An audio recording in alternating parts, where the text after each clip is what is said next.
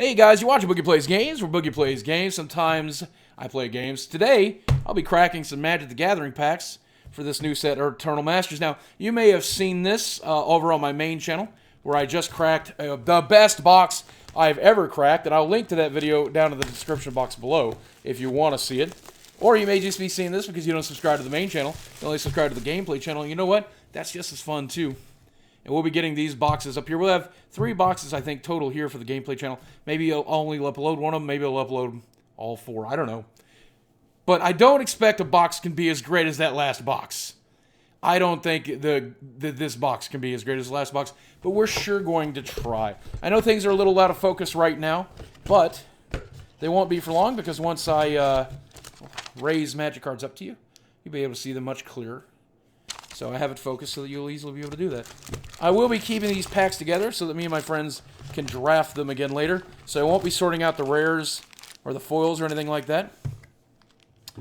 It'll be exactly as is. So let's see here. Packs aplenty. Let's get right into it. I'll try to go a little quicker than the last box. Try not to tell as many stories and sit around. Wildfire Emissary at common is crazy to me.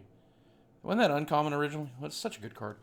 Here is our foil. Foil is Carrion Feeder. That's a card I needed for my cube. I just didn't have a copy of. 1/1 for 1. Sack a dude. Put a counter on it. Here's a rare. Kind of a uneventful rare. Unexpectedly absent. Kind of a boring rare there.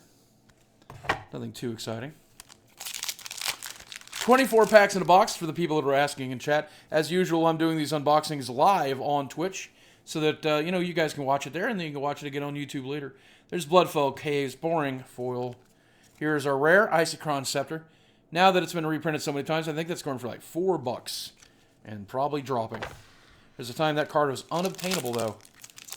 Destroyed, I think, standard that it was in. Crazy card. Here's our foil. Avarax. I've never seen this card in my entire time playing Magic. What is this card? 5 cast, it costs 3/3 haste. When it enters the battlefield, you may search your library for a card named Avarax.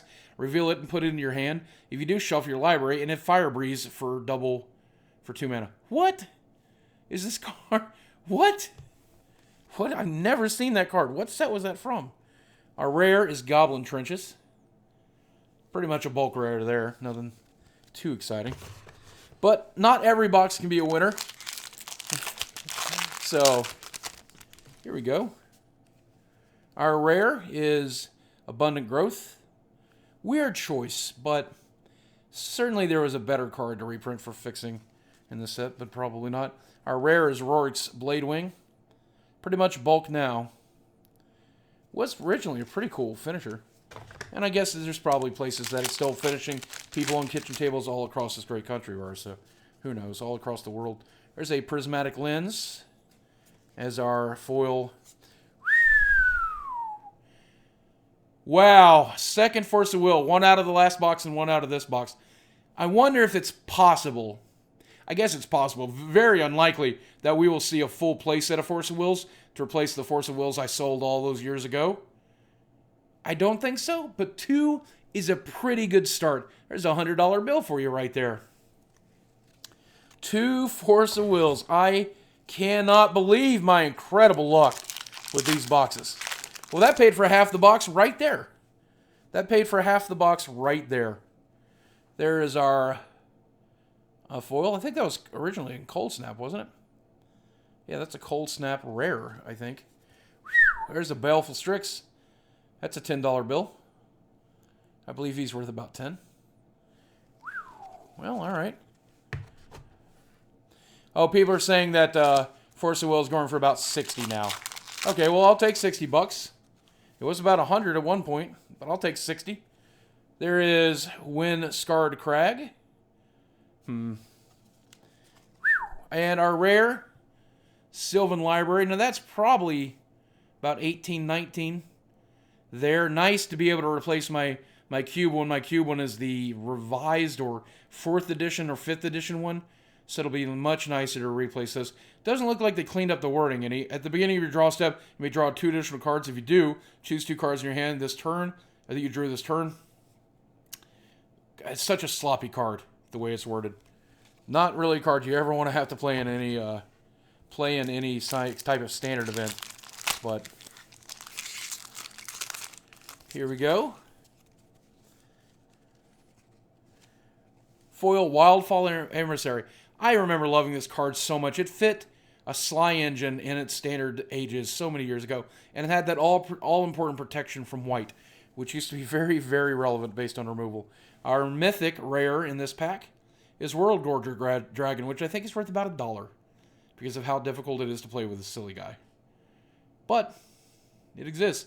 6 has to go 7/7 flying trample. When it enters the battlefield, exile all other permanents you control, and when it leaves the battlefield, return the exiled permanents under their control. I don't know why this card exists. He eats the world. He's like me. Hey, man. There's a fat joke I've never heard. Nobody's ever called me a World Gorger Dragon. So that's the first time fat joke. Yes, this is a card I absolutely wanted in foil because of this incredible art. Look at that. Wow. Enlightened Tutor in foil. How incredible.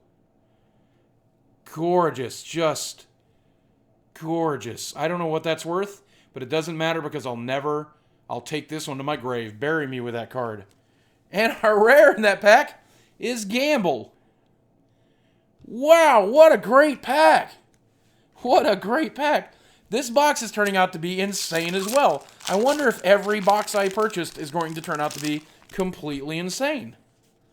Completely insane. Well, not that foil, though. Blight Soul Druid, ugh. And there's Entomb. Entomb, I think, is probably worth about 7 or 8 still. Maybe a little more. Wow. Great box. Another great box. Maybe this set is just so set up to where every box is satisfying. Maybe you can't get a bad box. Maybe I won't get a good bad box. That would be nice. There's one of my favorite commons in the world. Aven Rift Watcher. Flying, Vanishing, Gain Life guy. And our rare. Diminishing Returns. When this card was reprinted in, I think, Alliances, everybody thought this card was going to be nuts. It was nothing compared to the Urza's one that allowed you to do the same thing and untap lands for the privilege, but interesting card. That's the kind of card I would put into my cube pretty rarely. But people won't draft, so I don't put them in there. I do have my original versions. There's a Cephalid Sage, boring foil. Here is Giant Solifuge. This card was insane. Do you remember when this card got spoiled and everybody thought it was a 4/3? And it's only a 4/1. This is different art. But as a 4/1, it was still real good and really dominated the standard it was in. I played with this card a lot. A lot. All the control decks are just like, well, if I don't have a Wrath, I'm going to die to that thing. But then you could block it with anything. Literally, all they had to do was play a single creature. But they wouldn't. They'd be like, no, I hate creatures. I don't play with creatures with power on them. I'll just play with one rare Sky Swallower and try to kill them with that. Meanwhile, Giant Solifuge tears you up. There's a Phyrexian Rager. And our rare is Jareth, Leonin Titan. Man, I just have a feeling the backside of that shield looks like the Alliance symbol from World of Warcraft. I just got back from the World of Warcraft movie, so.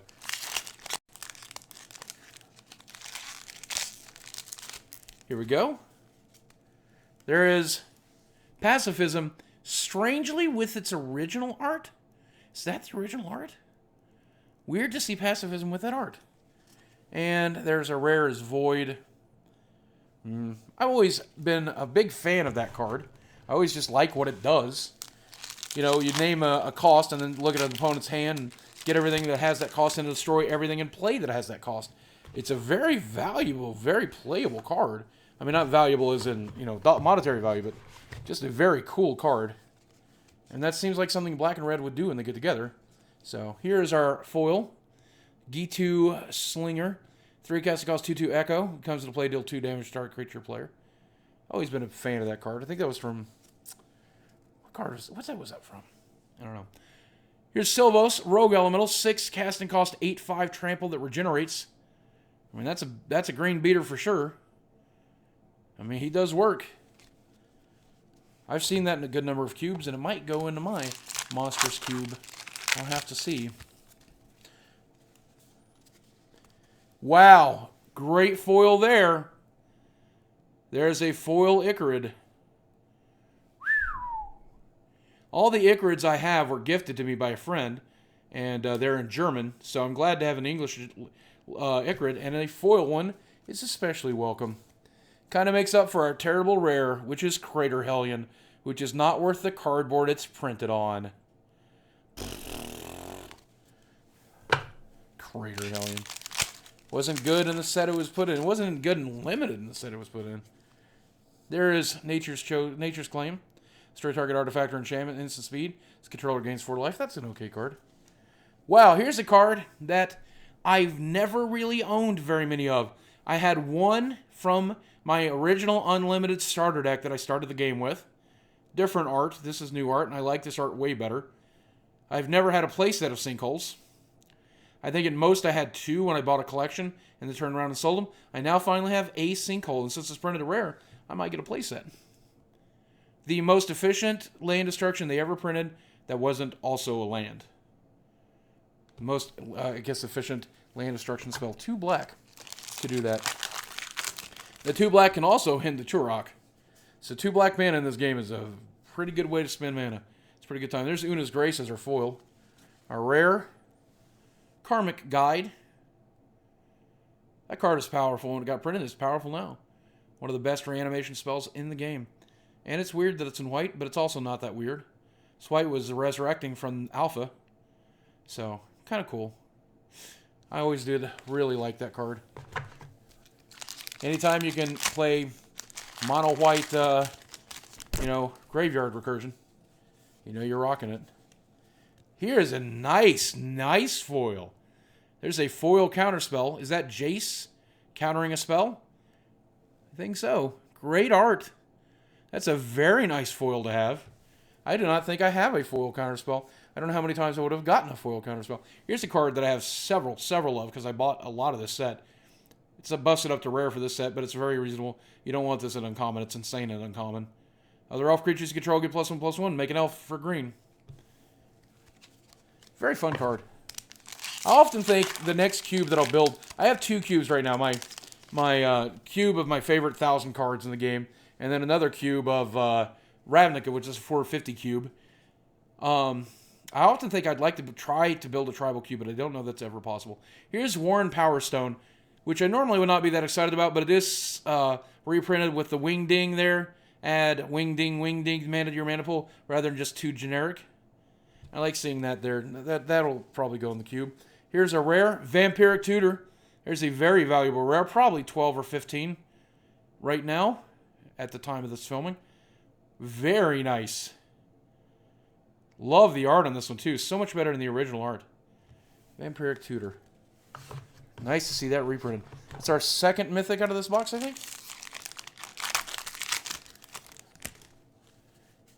Here is our foil is Battlenok Cohort. Boring. Here's our rare Maze of Ith. Now, it's funny, Maze of Ith was in dark, and it was a very, very, very annoying card because I played a lot of aggro. And the most frustrating thing in the world was having your Ball Lightning Maze of Ith, or staring at a Maze of Ith and knowing you can't play your Ball Lightning. That was super frustrating times.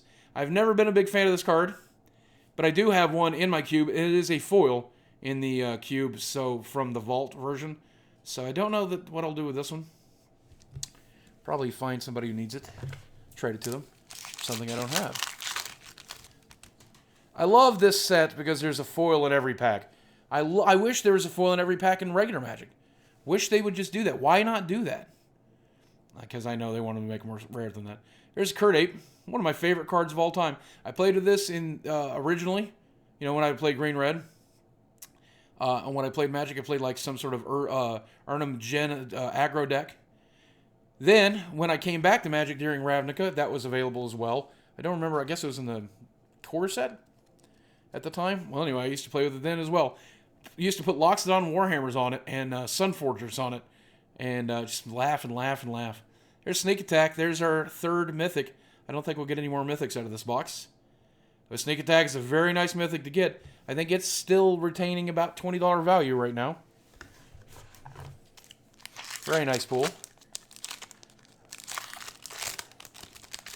Here we go. Our foil is Raise the Alarm. That's a good foil. I like that card. I've always liked that card. Future Sight. This has been reprinted so many times. Just so ridiculously number of times. I seem like I have dozens of copies of this card. I don't know how many times it's even been reprinted, but I have dozens and dozens of copies of that card.